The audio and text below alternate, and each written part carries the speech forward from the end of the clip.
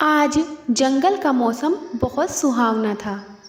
पक्षी सभी जगह चहचहा रहे थे।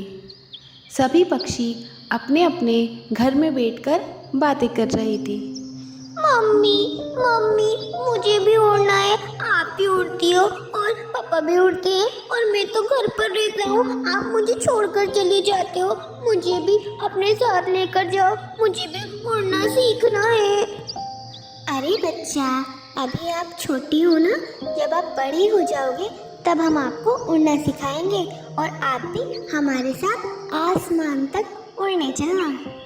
नहीं मम्मी, मैं तो बड़ा हो गया हूँ ना, तो मैं भी आपके साथ जाऊँगा और पापा के साथ भी जाऊँगा। मेरे फ्रेंड्स भी उड़ते हैं, बस मैं ऐसे घोंसले में बैठा रहता हूँ। मुझे भी जाना है आपके साथ। मेरा प्यारा बच्चा, अभी आप छोटे हो, जब आप बड़े हो जाओगे तब हम आपको पूरे जंगल में लेके जाएंगे और बड़े बड़े पेड़ और अच्छे अच्छे फल भी खिलाएंगे। नहीं नहीं मम्मी, मुझे भी जाना है आपके साथ। आप मुझे छोड़कर मत जाइए ना। क्या हुआ चीची बहन? क्या बोल रहा है आपका बेटा? अरे कुछ नहीं काली कव्वी बहन, इसे भी हमारे साथ उड़ने जाना है। अब आप ही बताइए, इतना छोटा है ये, अभी तो इससे उड़ना भी नहीं आता है। हम इसे यही बता रहे हैं कि जब आप बड़े हो जाओगे तब हम आपको लेकर चलेंगे और आपको उड़ना भी सिखाएंगे। लेकिन ये है कि जिद किए जा रहा है, बात ही नहीं समझ रहा है। अरे बेटा, क्यों परेशान कर रहे हो अपनी मम्मा को? तुम मेरे पास रुक जाओ और अपनी मम्मा को जाने दो। मम्मा, मुझे नहीं रुकना, मुझे आपके साथ जाना है। देखो आजकल के बच्चे कितने जिद्दी हो गए हैं, अपने माता पिता की तो बात ही नहीं मानते हैं। तुम यहीं रुको, हम तुम्हारे लिए दाना लेकर आते हैं। ये कहकर चीची चिड़िया वहाँ से चली जाती है। मम्मा तो मुझे यहाँ पर छोड़कर चली गई। अब मैं अकेला बैठा रहूँगा इस घोंसले में। अरे बेटा, आप अकेले क्यों बैठे हो? आओ हमारे घोंसले में बैठ जाओ। मेरी बेटी भी तो यहाँ पर है, तुम दोनों खेल लो, मैं भी जाकर दाना ले आती हूँ। सब जाकर के घूम रहे हैं और उड़ रहे हैं, बस हम बच्चे यहाँ पर बैठे हैं। इसी तरह सभी पक्षी खुशी खुशी उस जंगल में रह रहे होते हैं। हम दोनों तो घोंसले में अकेले रह गए हैं। एक काम करते हैं, हम लोग उड़ने की कोशिश करते हैं। हाँ, तुम सही कह रही हो। वह दोनों जैसे ही उड़ने की कोशिश करते हैं वह जमीन पर गिर जाते हैं। मम्मा, मैं तो गिर गया। इतनी बड़ी होकर तुम रो रही हो। वह दोनों आपस में छेड़खानी कर रहे होते हैं, तभी वहाँ पर दो इंसान आ जाते हैं। क्या बोलते हो रामू? यहाँ की लकड़ी देखिए कितनी मजबूत है। हाँ, तुम सही बोल रहे हो, यहाँ की लकड़ी तो बहुत मजबूत है। मैं भी यही सोच रहा हूँ कि यहाँ की लकड़ी इतनी मजबूत है और हमारी नज़र क्यों नहीं पड़ी अभी तक इस पर। एक काम करते हैं, यहाँ की लकड़ी कल आकर काट देते हैं और बाजार में बेच देते हैं, अच्छे दाम मिलेंगे। तुम सही कह रहे हो, मेरे भी छोटे छोटे बच्चे हैं, उनका भी खर्चा मैं उठा नहीं पा रहा हूँ। कम से कम इन लकड़ियों को बेच करके उनका खर्चा और अपना घर भी सही कर लूँगा। हाँ, तुम बिल्कुल सही कह रहे हो, हम दोनों कल आते हैं और इस जंगल से ये पेड़ काट करके यहाँ से लकड़ी लेकर जाते हैं।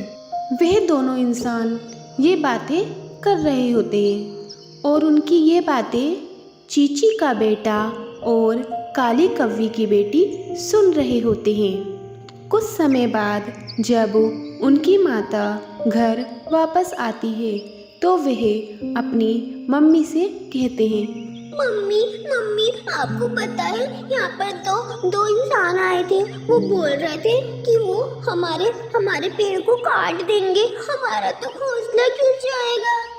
क्या बेटा, आपसे किसने कहा? मम्मी, मैं सच बोल रहा हूँ, वो आए थे। नहीं बेटा, हमारा जंगल तो इंसानों की बस्ती से बहुत दूर है, वो लोग यहाँ नहीं आ सकते।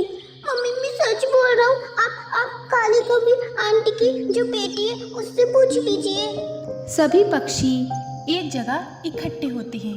आपको पता चला, कल यहाँ पर इंसान आने वाले हैं हमारे जंगल काटने के लिए। ये तो बहुत ज़्यादा गंभीर विषय है। अब हमें क्या करना चाहिए? हम अपने जंगल को नहीं काटने देंगे। अगर उन्होंने हमारा जंगल काट दिया तो हम तो बेघर हो जाएंगे। हम सबके घर जो पेड़ पर बने हुए हैं वो तो नीचे गिर जाएंगे। पर हम क्या कर सकते हैं? ये मानव कितने दुष्ट होते हैं, अपना घर बनाने के लिए हमें बेघर कर देते हैं। हमारे छोटे छोटे बच्चे बेघर हो जाते हैं। हम इन्हें लेकर कहाँ जाएंगे? मुझे लगता है हम सबको कल का इंतज़ार करना चाहिए। हम कोशिश करते हैं कि वह इंसान इन पेड़ों को ना काटे। आपको तो पता है ना सरपंच जी, हमने इंसानों से बहुत दूर ये बस्ती बसाई है, इस जंगल की देख रेख की है, ताकि इंसानों की नज़र यहाँ पर ना पड़े और वो हमारे घरों को ना तोड़े। लेकिन वो तो यहाँ तक आ गए, हम लोग कहाँ जाएंगे? तुम सही कह रही हो चीची, लेकिन हम लोग कर भी क्या सकते हैं? हम उनका मुकाबला तो नहीं कर सकते ना।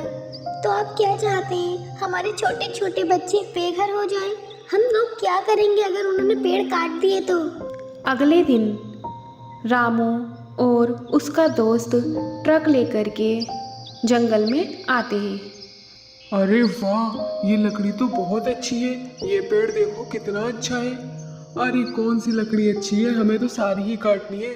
चलो जल्दी से इन लकड़ियों को काट देते हैं। ये लकड़ी सभी अच्छी है और बहुत अच्छे दाम पर बिकेंगी बाजारों में। वह दोनों बातें कर रहे होते हैं और पेड़ पर बने घोंसले में बैठे पक्षी उन्हें देख रहे होते हैं।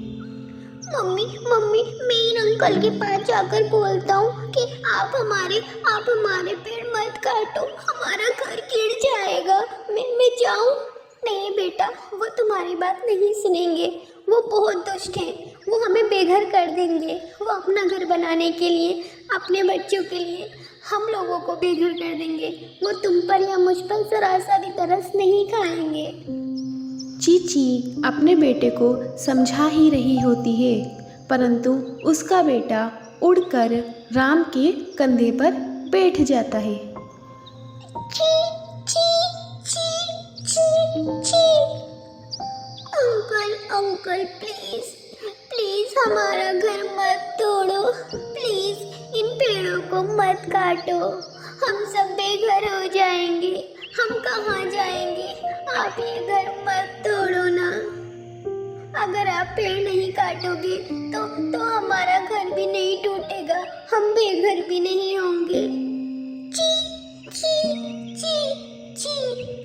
अरे रामू, ये पक्षी तुम्हारे कंधे पे बैठकर क्या कह रहा है? अरे मुझे क्या पता ये क्या कह रहा है। चलो इसे उड़ा दो। ए हट हट।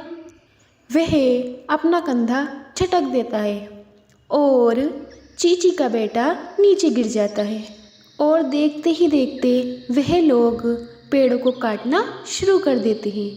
जैसे जैसे पेड़ नीचे गिरते हैं वैसे वैसे पक्षियों के घर भी नीचे गिरना शुरू हो जाते हैं।